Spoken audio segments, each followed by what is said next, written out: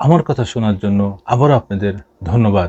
Barrister Suman ৫ দিনের remand নেওয়া হয়েছে। সেই ভাইরাল এমপি কে যেন বলছিল, হ্যাঁ, সাবেক প্রধানমন্ত্রী শেখ হাসিনা ব্যারিস্টার সুমনকে বলছিল ভাইরাল ফেসবুক এমপি।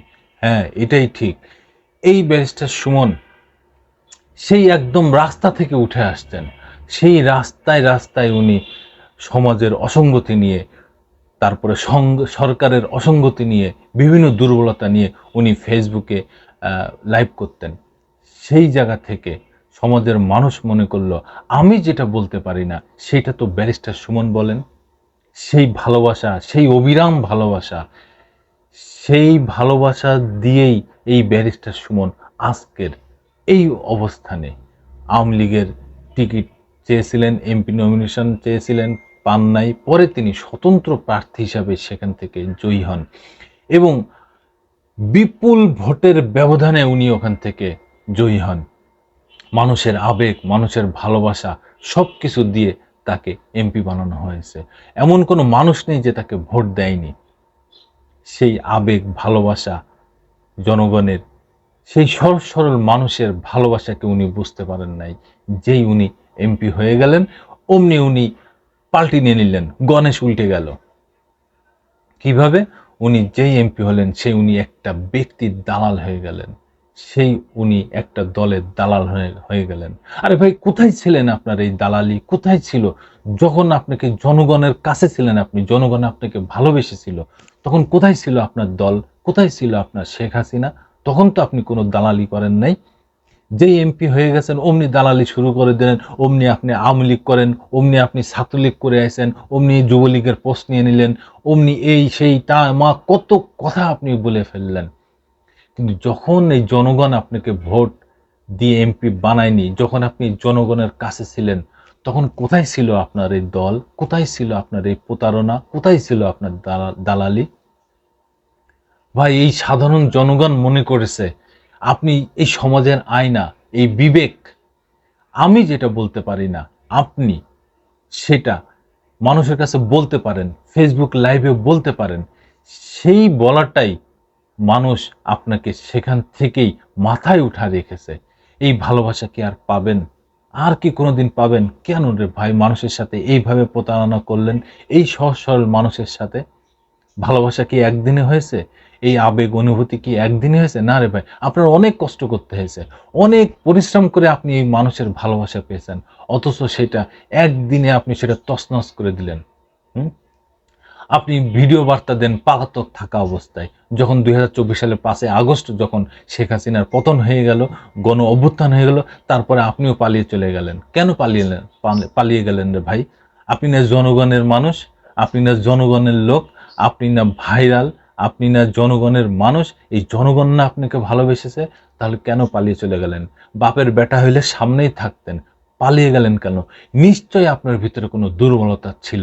নিশ্চয়ই আপনি কোনো এমন কাজ করেছেন যার কারণে জনগণ থেকে আপনি বিচ্ছিন্ন হয়ে গেছেন, পালিয়ে চলে গেছেন।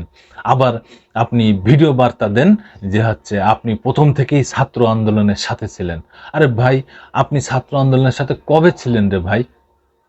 আপনার সেই ভিডিওগুলা তো সবই সোশ্যাল মিডিয়ায় আছে। একটাও কি ডিলিট হয়েছে? সবই তো আছে। আপনি তো বলেছেন যে শেখ হাসিনার সাথে আপনি আছেন। যতক্ষণ শেখ হাসিনা আছে ততক্ষণ আপনি আছেন। আরে ভাই, একটা কথা মনে রাখবেন, অন্যায় যে করে আর অন্যায় যে সাপোর্ট করে দুজনেই তো সমান অপরাধী, নাকি? আপনি তো আইনের লোক রে ভাই, আপনি আইনের লোক না, বহুত পড়াশোনা করেছেন, আপনি আবার ব্যারিস্টার। আপনার কি এই পর্যন্ত, আপনার এই বয়স পর্যন্ত কোনো বইতে কি এটা লেখা নেই যে অন্যায় যে করে আর অন্যায় যে সাপোর্ট করে দুজনই সমান অপরাধী? আপনার দল, আপনি যার দালালি করেন সেই শেখ হাসিনা, তারাই ১লা জুলাই থেকে ৫ই আগস্ট পর্যন্ত যেই নির্মম অত্যাচার করেছে এই বাংলার মানুষের পরে, ছাত্র জনতার পরে, তারপরেও তো আপনি তারে সাপোর্ট করে গেছেন।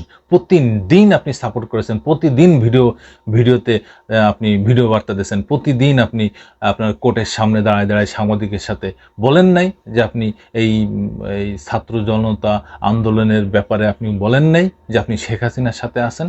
বলেন নাই? বলেছেন তো। একটা কথা মনে রাখেন ভাই, এই বাংলার সহজ সরল জনগণ তাকেই ভালোবাসে যার কাছ থেকে প্রতিদান চায় না। আপনার কাছ থেকে কখনো প্রতিদান চায়নি এই বাংলার মানুষ। আপনি কি করলেন? সেই প্রতিদান তো দিলেন না, বাংলার মানুষ চায়ও না, আপনি দেননি। আপনি কি করলেন? উল্টো প্রতারণা করলেন তাদের ভালোবাসার সাথে। আচ্ছা যাই হোক, এটা অনেক বড় হয়ে যাচ্ছে, ভিডিওটা শেষ করি। হত্যা চেষ্টা মামলায় গ্রেপ্তার ব্যারিস্টার সুমন 5 দিনের রিমান্ডে। যুবদল নেতা ও মুহিরপুরের বাঙালিয়ানা ভোজের সহকারী বাবুর্চি হৃদয় মিয়াকে হত্যা চেষ্টা মামলায় সাবেক সংসদ সদস্য ব্যারিস্টার সৈয়দ সায়েদুল হক সুমনের 5 দিনের রিমান্ড মঞ্জুর করেছে আদালত। গতকাল মঙ্গলবার ঢাকার মেট্রোপলিটন ম্যাজিস্ট্রেট মোহাম্মদ জাকির হোসেনের আদালত শুনানি শেষে এই আদেশ দেন। এর আগে সোমবার রাতে মিরপুর 6 এলাকা থেকে ব্যারিস্টার সুমনকে গ্রেপ্তার করা হয়। গতকাল ব্যারিস্টার সুমনকে 10 দিনের রিমান্ড নিতে আদালতে আবেদন করেন মামলা তদন্ত কর্মকর্তা মিরপুর মডেল থানার উপপরিদর্শক আব্দুল আলিম। এই সময় আসামিপক্ষ রিমান্ড বাতিল ও জামিন চেয়ে শুনানি করেন। শুনানিতে ঢাকা মহানগর দায়রা জজ আদালতের public prosecutor PP Omar Faruqui বলেন, সুমন প্রতারণার মাধ্যমে কাজ করে থাকেন। ফেসবুকে বিভিন্ন সমস্যা তুলে ধরে প্রতারণা করতেন তিনি ফ্যাসিস্ট হাসিনার পক্ষ নিয়েছেন। সংসদে নিজেকে তিনি সেলফি এমপি বলেও দাবি করেন। উভয় পক্ষের শুনানি শেষে আদালত জামিন নামঞ্জুর করে রিমান্ডের আদেশ দেন। শুনানি শেষে পিপি ওমর ফারুকী উদ্দেশ্য করে কথা বলতে চান সুমন, তবে পিপি কথা না শুনে তাকে এড়িয়ে যান। এই সময় সুমন বলেন, আপনার সঙ্গে আলাদা করে কিছু বলবো না স্যার, আপনার মাধ্যমে সব আইনজীবীর কাছে দুঃখ প্রকাশ করছি। আমি খুব সরি স্যার, এরকম আর হবে না, প্লিজ আমাকে ক্ষমা করে দেন। মামলার অভিযোগ থেকে জানা যায়, বৈষম্যবিরোধী ছাত্র আন্দোলন চলাকালে 19 জুলাই মিরপুর 10 নম্বরে সমাবেশে যান হৃদয়। সেখানে আওয়ামী লীগ ও এর অঙ্গ সংগঠনের নেতাকর্মীরা হামলা চালান। সেই হামলায় এই হৃদয় নিহত হন। জানি না মামলার সত্যটা কতটুক, যাই হোক সেটাও আদালতের ব্যাপার, আদালতই বলতে পারবে।